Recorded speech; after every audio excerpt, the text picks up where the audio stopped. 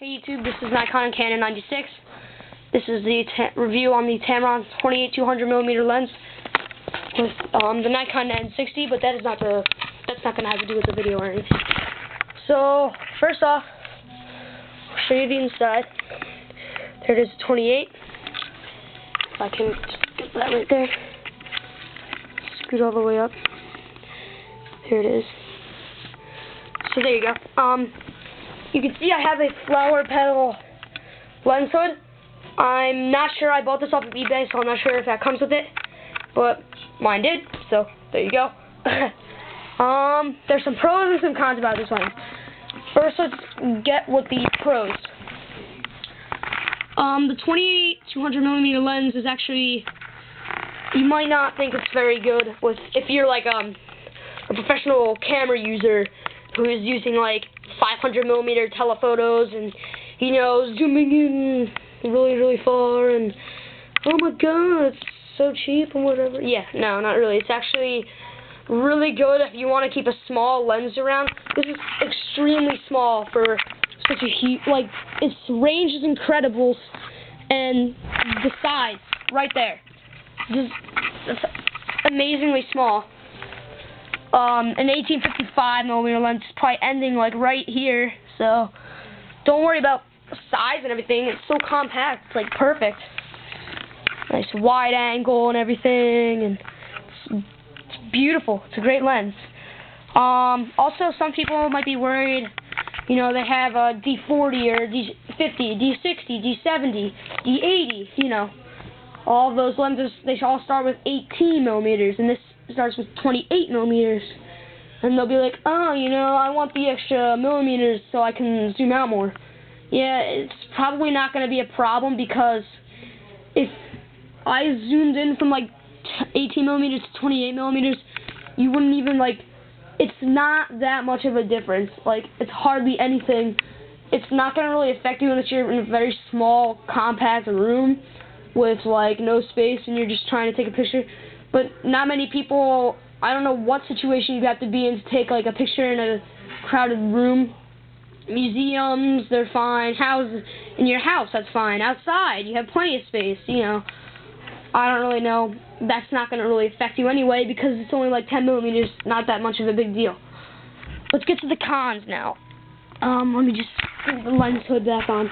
By the way, the lens hood for this does screw on this way, and then it, like, just goes on like that, so you never have to, like, worry about having a special spot for that in your lens case. It just screws right onto your lens. Oh, there we go. Okay. I just like the lens hood on. So first off, I will show you the autofocus is very noisy. If I'll put my hand over the top of the lens so that it can't focus. You're just gonna be facing that. The hand grip of the camera, but I just want you to hear the noise of it autofocus.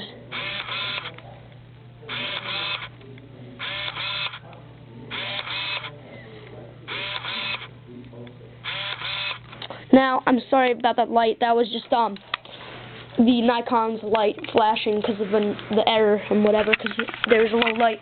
But yeah, moving on. Yeah, you could hear that sounded really loud and everything. I mean, I thought that was loud. This is my first SLR, so I don't know what loud is. So, but yeah, that sounded sort of loud. It was sort of annoying. And that's not going to affect you anyway.